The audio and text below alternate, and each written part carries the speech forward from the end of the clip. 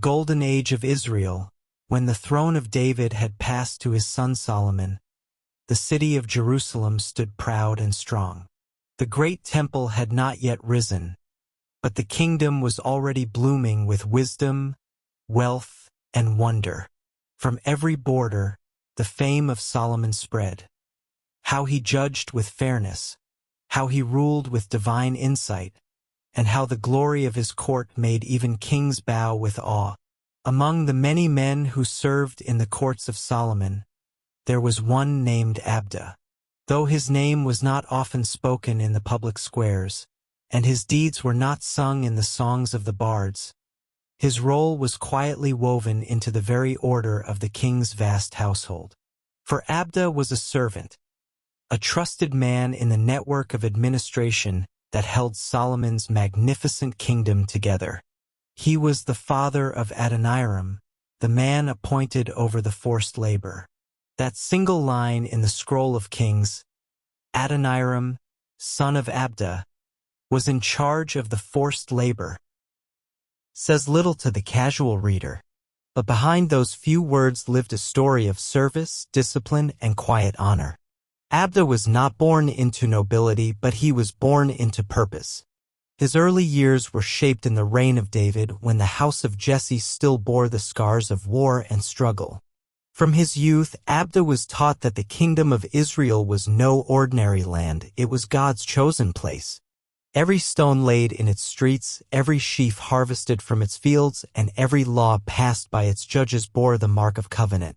As a young man, Abda served among the workers who managed the supplies and storehouses under David's rule.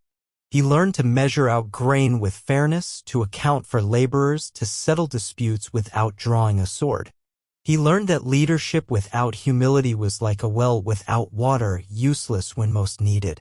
When Solomon came to the throne, Abda had already earned a name among the inner ranks of the royal household. Though he was not a high priest or a military captain, his reliability was known. He did not speak often, but when he did, it was with wisdom rooted in reverence for the Lord. Solomon noticed such men.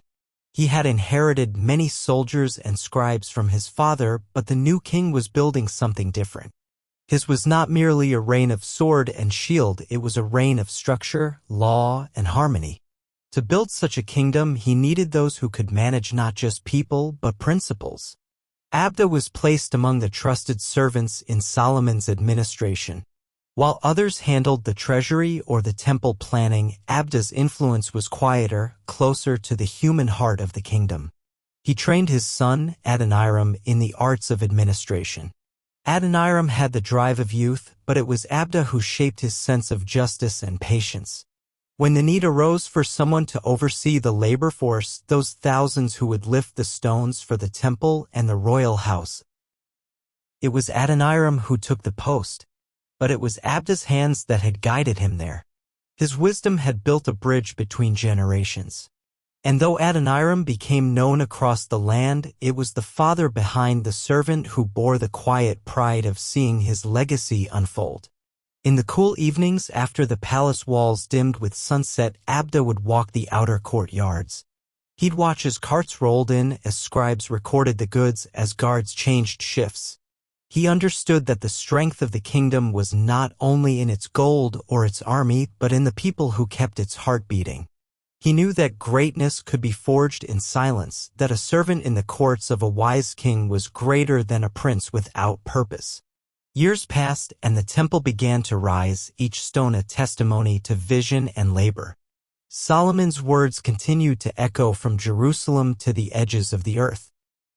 And Abda, now aged and weathered, would sit beneath the olive trees and smile when he heard the people speak of the wisdom of the king or the skill of Adoniram, his son.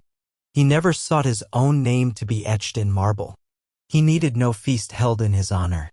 His reward was in the rhythm of a kingdom that functioned with grace and strength. His joy was in knowing he had served not just a king, but the King of Kings, the God of Israel, with all his heart.